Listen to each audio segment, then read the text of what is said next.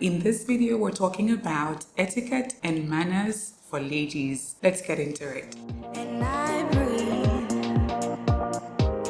Hello intentional woman, welcome to today's video. So the first etiquette is for you to make writing scented thank you notes a part of your gift giving or gift receiving experience. If you're used to simply saying thank you to someone or sending them a text when they do something amazing for you, when next this happens, I want you to put in the effort of writing a thank you note, and not just any kind of thank you note, but a scented thank you note. Get a card like this one I have here. Everything is so blue themed today. I promise it wasn't planned.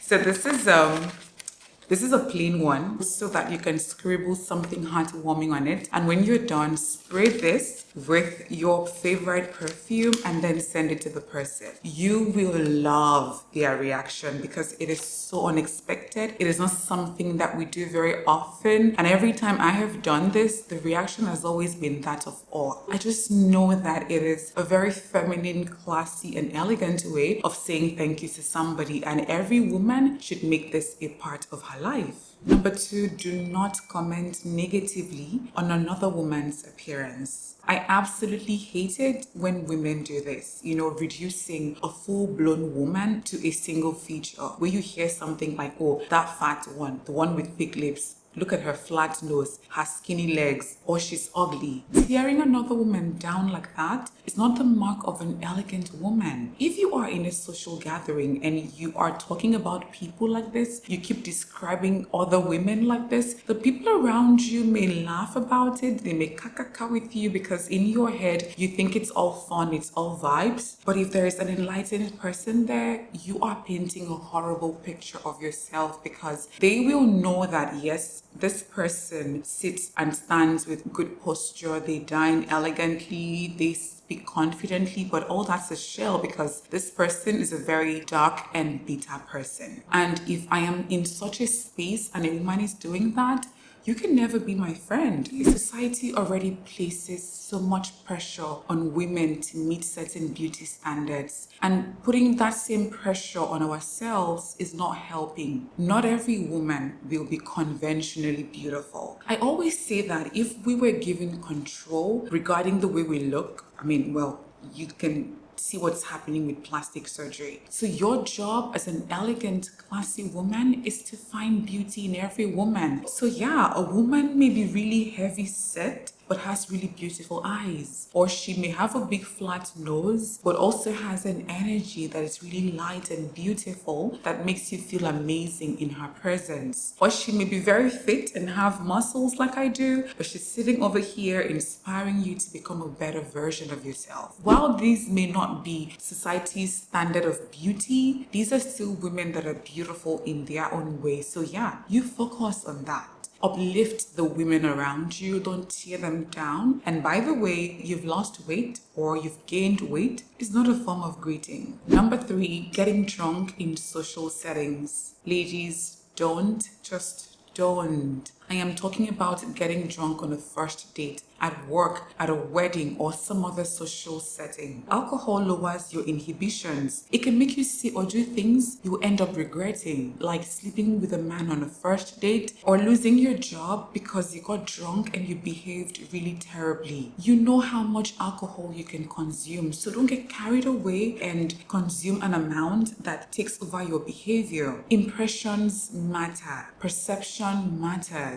And you may never have the opportunity to do damage control. I remember a few years ago when I was doing a 9-to-5 job. It was the first week I got the job and the CEO took us out to celebrate, us coming on board. I am so ashamed even telling you this story, but it's a teachable moment. So I remember everybody was ordering their drinks. The men went for, vodka. Some went for whiskey. The ladies went for cocktails and I went for vodka. One of the guys said to me, "Oh, Anime, do you think you can handle that?" I said, "What are you talking about? My dad owns a distillery. I can handle more than this." and he allowed me to say everything I said. And then he said to me, you do know that talking about how much alcohol you can consume is not the positive you think it is. And guess what? I can't even hold my alcohol. I don't know why I said that. Maybe to impress him or something. When he said that, I felt so ashamed and I ended up not having that drink. But it was such a teachable moment for me. So yeah, you may want to impress somebody with how much alcohol you can consume. Just don't, because you need to keep your wits about you when you are in a social event. Number 4, polite language, ladies. Polite language. I know that some people say that cursing relieves tension, it can make you feel good. Personally, I think it's just an indication that the person doesn't have extensive vocabulary. Because in movies, I'm going to find a clip and put in this video, I have seen Southern ladies cut someone down to size without uttering one cuss word. You're Norma Desmond. Used to be in silent pictures, used to be big. I am big. It's the pictures that got small. And that's something we need to embrace. You can communicate your displeasure without dropping F-bombs and MF-bombs all over the place. Cuss words will always be impolite, they will always be offensive, especially if you are in a formal and refined setting. It can even give a wrong impression about you, and to be honest, it's a turn off to most people. If you cannot curse in front of your parents, your boss, your pastor, why do you think it's okay to curse in front of anybody? Besides, it doesn't contribute to your image as an elegant woman. So you want to try and replace all your cuss words with other words that will still make you feel good but not make you appear vulgar. I am going to start number 5 by playing this very short clip for you.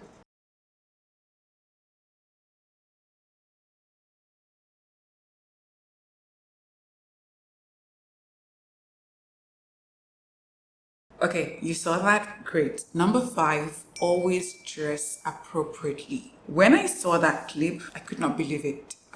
It seemed unreal to me. I couldn't believe that a woman could wear that to a traditional marriage where there will be children, men, women, the elderly. Nobody expects you to completely cover up if you're going to the beach or if you're going to the club. But when you're going to a family gathering, a formal setting, please dress appropriately. Don't make others uncomfortable. Oh yes, because there's a way someone would dress that they would make you uncomfortable. You will literally remove yourself from their presence because they are an irritation to your energy. So don't do that to others. Respect yourself enough to show skin when it's appropriate and to cover up when it's appropriate. I know it's very easy to say it's my body, I can wear whatever I want, but there's a very thin line between body positivity and indecency. You can still show your skin in a very alluring and elegant way. Trust me, it is possible. So you can get into your sensual feminine energy. And I have a video on this channel, I'll leave it in the description or somewhere here, where I share how you can elegantly reveal skin. Number 6, do not ask intrusive questions. I have to clear this. It may be alright to ask intrusive questions of your best girl, your best friend, because if you don't, they may think that you don't care. You know, your best friend goes on a date and you don't call them and ask them what the man wore, what he ordered, what socks he wore. She will think you don't care. But when you are in a social setting with people that you're not very close to, you want to be very mindful of the questions you ask them. I'm talking about questions like, why aren't you married? Why are you still single? Why don't you have children? How much do you make? In your head, you may think you're making conversation, but these questions will appear intrusive to the other person and it can make them defensive. You can make conversation without asking intrusive questions. And amazingly, I have a video on this channel where I talk about how you can answer intrusive questions. I'll leave the link in the description so you can watch it. That way, you get to know how to gracefully answer these questions and also learn questions that other people may find intrusive. Number 7, be mindful of your audience. This just means being aware of the person or the people you're talking to before engaging in certain topics or sharing your opinion about something, especially if sharing that opinion can make conversation combative, lead to an argument, or even lead to some sort of damage to you or another person. And it's usually conversation topics like sex, money, race, politics, malicious gossip, how men are, how women are, that usually causes this type of friction. An example is gossiping to your coworker about your boss. That can lead to you losing your job, or telling a man you're on a date with that the fact that he doesn't support the political party you support means that he doesn't have the country's best interest at heart. That can lead to a very tense situation. You can have an opinion and choose not to express it. You don't always have to let people know what your stance is when it comes to certain topics. It doesn't take anything away from you. It is actually a beautiful thing when people have different opinions. It's the spice that makes life interesting, and you can still learn from them regardless. So be secure enough to not try to force your opinion on other people. So I'm going to tell you the story as an example. A few months ago, my friend was invited out to an event, and when she got there, she found herself at a table with the elite of the elite men. I'm talking about movers and shakers of this country. Anyways, they were having a good time, and then they started having a conversation about how women love conditionally and men love unconditionally. And she kept quiet. She didn't say anything about it. She never expressed her opinion. Even when one of them said to her, "We want to hear from you. What do you have to say?" She just smiled and said, "Oh no, I just want to listen to what you're saying." Because her opinion was opposite to theirs, and a less self-aware woman would have tried to defend the women of the world and get combative with these men, but she was self-aware enough and secure enough to know that her opinion is hers. She doesn't have to force it on anybody. So you have to take that approach in certain situations. Have this deep understanding that opinions are cheap and everybody is allowed to have one. Yeah, well, that's just like your opinion, man. Number 8, your online presence. This is also a part of your image as an elegant woman. What you post, what comments you leave on other people's posts, the accounts you follow are all a part of it. So engaging in online war with somebody, calling somebody out instead of having a personal conversation with them, posting on your status or on your story that you need urgent 2K. For those who are not Nigerian, so urgent 2K is telling somebody you need urgent 2,000 naira, and that's about $2. So imagine somebody posting, "I want urgent $2. It doesn't really speak well of that person, does it? All of this takes away from your image. It doesn't add anything positive to it. So you want to be very careful. Curate what you post. And when I say curate, I don't mean in a fake way. I mean in an intentional way. Before you post something, ask yourself, does this really paint me in the right picture, or is this something I'll end up regretting? Another thing you want to pay attention to is what you share with people online. I'm talking about chat and pictures. I don't care how much you love that man. Please do not send an incriminating picture of yourself, and do not engage in certain chats that you know if it were to ever become public, it'll be something you will feel embarrassed about. I know that as women, we often have our best girls that we unload on, that we tell certain deep, dark secrets to. So I recommend a phone call. I'm telling you, with all my girlfriends, when I want to have a deep conversation with them, we don't chat about it. We make a phone call and we discuss it from top to bottom. Because I once heard a man say, if you want to know what's going on in your woman's life, you should not look for her messages with a man. You should look for her messages with her best friend. So be very fiercely protective of your secrets and your image as an elegant woman. Number 9, handle conflict gracefully. You have to understand this. Not everybody, not every situation is worth your energy. Your energy is too expensive for you to spend engaging in some sort of drama or conflict with people who are not worth it. Imagine you standing by the roadside, engaging in a shouting match with the bus conductor. For what?